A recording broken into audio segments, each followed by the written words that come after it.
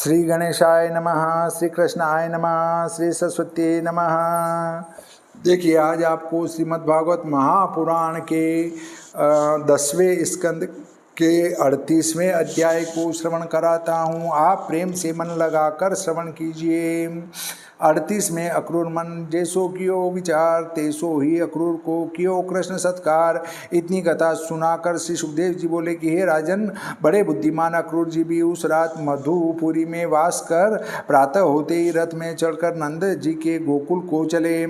महाभाग अक्रूर जी मार्ग में जाते कमल नेत्र भगवान श्री कृष्णचंद्र में परम भक्ति को प्राप्त हो यह विचार करने लगे कि मैंने ऐसा कौन मंगल कर्म अथवा तप व सत्पात्रों को दान किया था जिसके प्रभाव से ब्रह्मा महादेव के ईश्वर भगवान श्री कृष्णचंद्र जी का आज दर्शन करूंगा। मैं जानता हूं कि भगवान श्री कृष्णचंद्र का दर्शन होना अत्यंत दुर्लभ है। जैसे जिसका विषयों में मन शूद्र कुल में जन्म है, ऐसे पुरुष को वेदों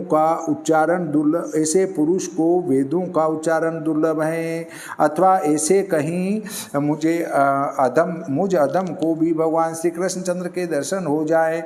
कारण कि जिस प्रकार नदी में बहते हुए तृण से कदाचित कोई तीर पर भी पहुंच जाए, वैसे ही कर्मवश से काल से ले गए हुए जीवों में से भी कभी कोई तीर जाए।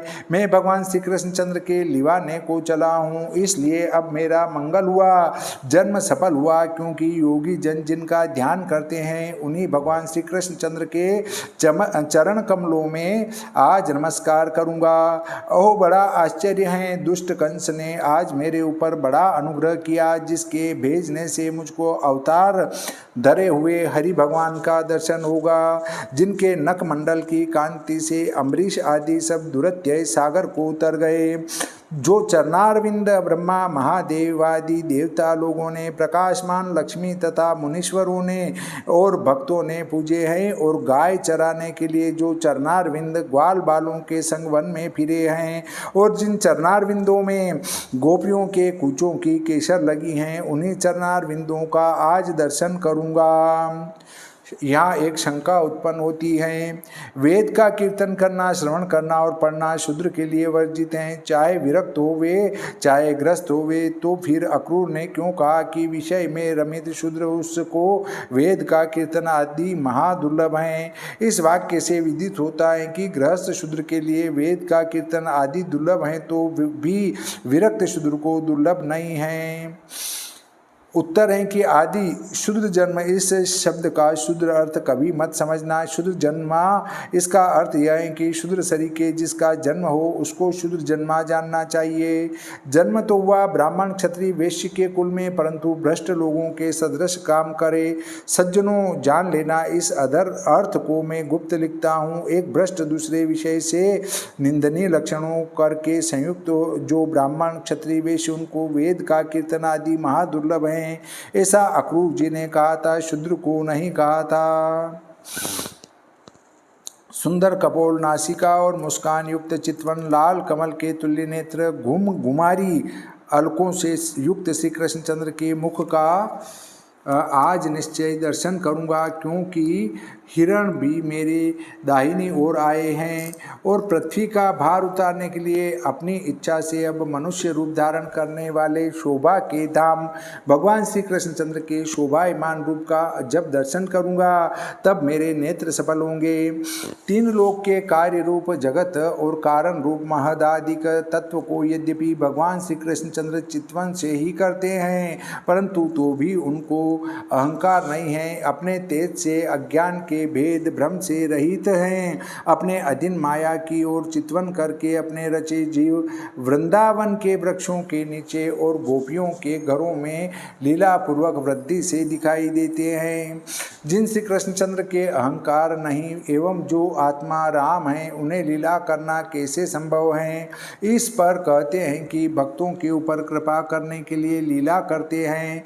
सबके पापों को दूर करने वाले सुंदर मंगल रूप भगवान श्री कृष्णचंद्र के गुण जन्म कर्म से मिली आवाणी जगत को जिलाने वाली हैं और शोभायमान करती हैं, पवित्र करती हैं, और जिन वाणियों में श्री कृष्णचंद्र की लीला गुण जन्म कर्म नहीं गाए गए हैं, उनको जो कहते हैं और श्रवण करते हैं वे अपवित्र हैं, जिससे मृत्यु को प्राप्त हुआ शरीर अपवित्र है।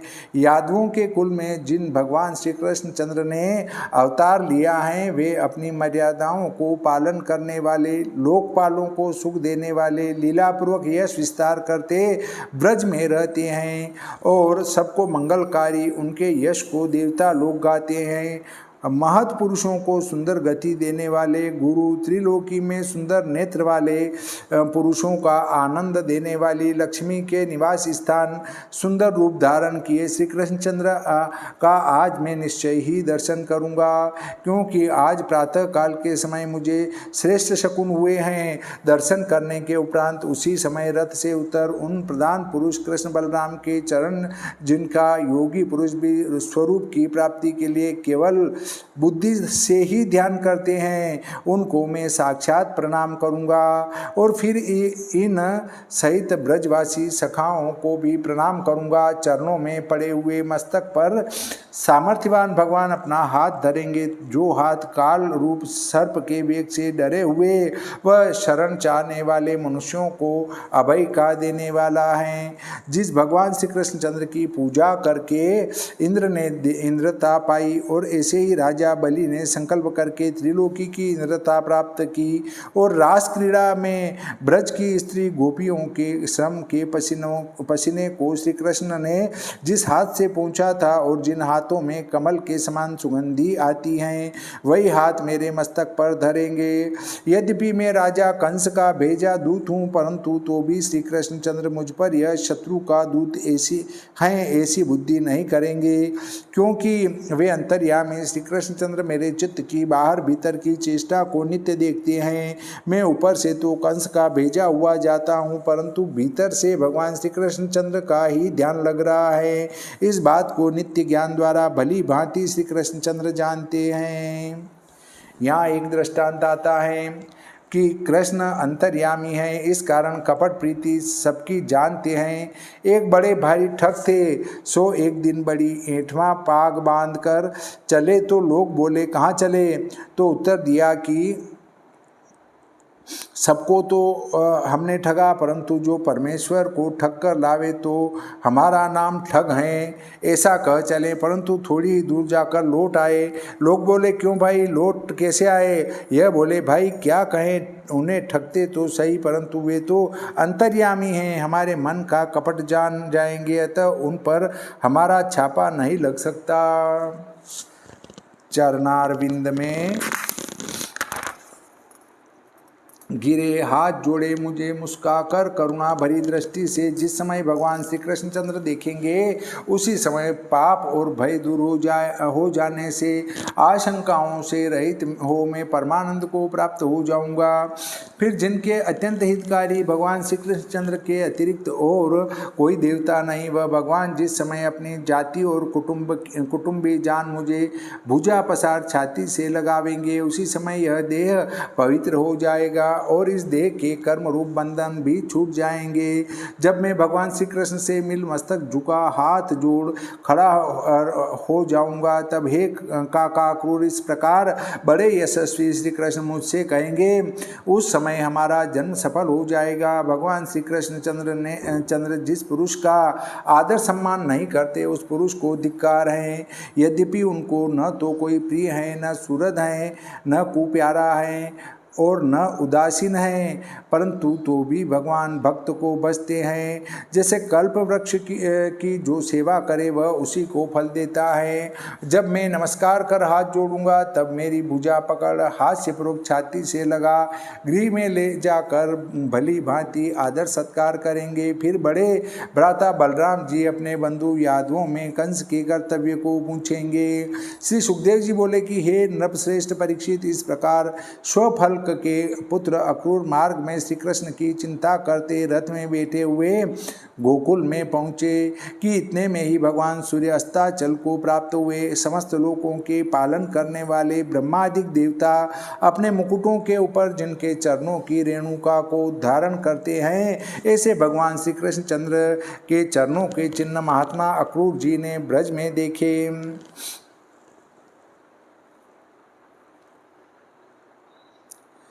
जो पृथ्वी के गहने रूप थे और जिनमें कमल, यव, अंकुश आदि चिन्ह प्रतीत होते थे, भगवान श्री कृष्णचंद्र के चरण चिन्ह के दर्शन के आनंद से संभ्रम और प्रेम से रोमांच हो आए, नेत्रों में आंसू भर आए। सो अक्रूर जी रथ से उतरा, अहो यह मेरे प्रभु के चरणों की रज है। इस प्रकार कहते कहते चरणों के चिन्हों में लौटने लगे। देहधारियों का इतना ही पुरुषार्थ है जो कंस का संदेश ले दंभ भय शोच त्याग श्री कृष्णचंद्र के चरण चिन्ह का दर्शन व श्रवण आदि से अक्रूर को प्रेम उत्पन्न हुआ। इसके उपरांत ब्रज की गौशाला में गाय दूहने को जाते हुए श्री कृष्णचंद्र और बलराम जी को महात्मा अक्रूर जी ने देखा, जो पीताम्बर और नीलांबर धारण कर रहे हैं और जिनके शरद ऋतु के कमल से नेत्र हैं।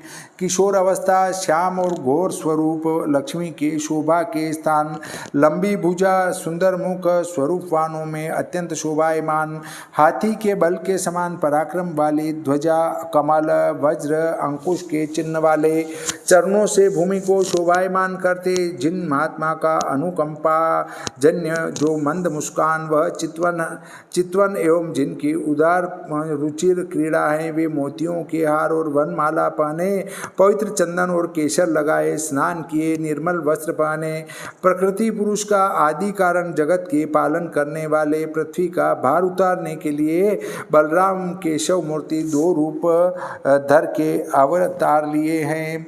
हे राजन, अपने तेज से दिशाओं का अंधकार दूर करते हुए जैसे स्वर्ण से नीलमणि का पर्वत अथवा रूपे का पर्वत जगमगाता है, इस प्रकार भगवान श्री कृष्णचंद्र और बलराम जी के रूपों को निहार स्नेह से विवल हो महात्मा अक्रूर जी ने शीघ्र रथ से उतर रामकृष्ण के चरणों में दंडवत की। हे महाराज परीक्षित, श्री कृष्णचंद्र के दर्शन के आनंद से आंखों में आंसू आ गए और उत्कंठा से अंग में रोमांच हो गए और प्रेम के मारे अपना नाम बताने को भी समर्थ न हुए।